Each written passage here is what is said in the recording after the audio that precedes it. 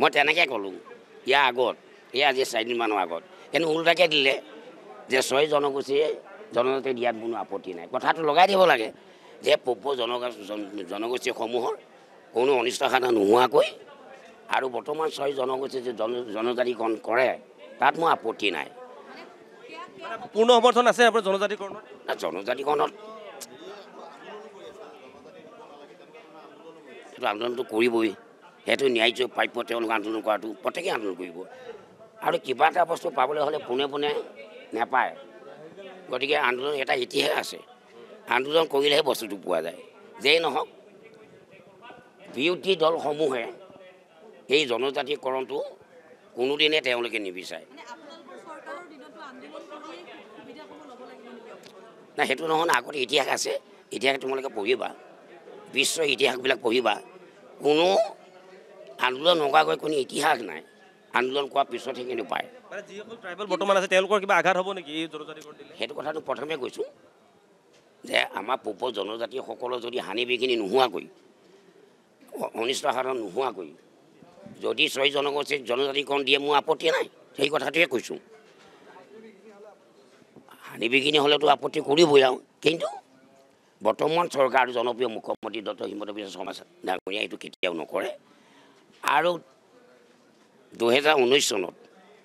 প্ৰথম জনজাতিকৰণ 6 জনজাতিৰ কাৰণে ৰাষ্ট্ৰীয় পৰ্যায়ত এখন কমিটি নিৰ্ধাৰণ কৰি দিছিল এইটো কিন্তু কংগ্ৰেছ চৰকাৰ দিনত নহয় আমাৰ চৰকাৰ দিনত আৰু যিকোনো সিদ্ধান্ত এটা কৰিলে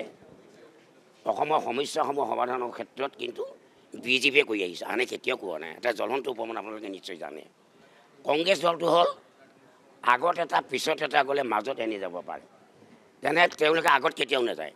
আগত গ'লে বাঘে খাব পিছত আহিলে হাতীয়ে লওৱাব গতিকে তেওঁলোকে কংগ্ৰেছ দলটো এটা এতিয়া আছে তেওঁলোকে মাজত আগত এটা পিছত এটা গ'লে মাজত এনেই যাব পাৰে এইটো হ'ল কংগ্ৰেছৰ আদৰ্শ আৰু কংগ্ৰেছ দলটো হ'ল ভাল কামৰ সমালোচনা বেয়া কামৰ সমালোচনা কৰাত আমাৰ আপত্তি নাই সদায় ভাল কামসমূহ তেওঁলোকক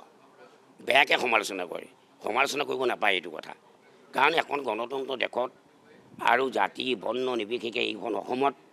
খিলঞ্জীয়ে ন্যায্য প্ৰাপ্য সকলোকে লাগে আজি চাওক আমাক বিদেশীয়ে গ্ৰাস কৰিছে এনে এটা সন্ধিখনত এনে এটা সময়ত যদি পূব জনগোষ্ঠীসমূহক ক্ষতিসাধন নোহোৱাকৈ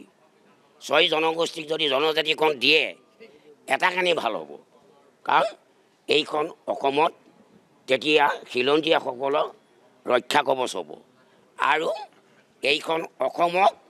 তেতিয়াহে জনজাতি ৰাজ্য হিচাপে ঘোষণা কৰিব পাৰিব কাৰণ জনজাতি ৰাজ্য ঘোষণা কৰিলে এটা থিয়ৰী লাগে কাৰণ যিখন দেশত জনজাতি মানুহে বসবাস কৰে 80% জনজাতি মানুহ থাকিব তেতিয়া কিন্তু সেইখন দেশ জনজাতি ৰাজ্য হিচাপে ঘোষণা কৰিব পাৰে সেইটো ভাল হয় এতিয়া যিটো সন্ধিখন যিটো সময় আহিছে নাই সেইটো সেই কথাটো সেই বাক্যটো কোনে কয়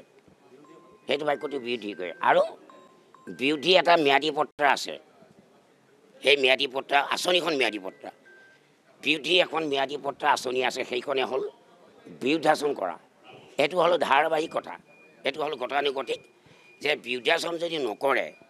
তেতিয়াহ'লে বিৰোধী দলৰ নাম কি থাকিব হয়নে নহয় কওক গতিকে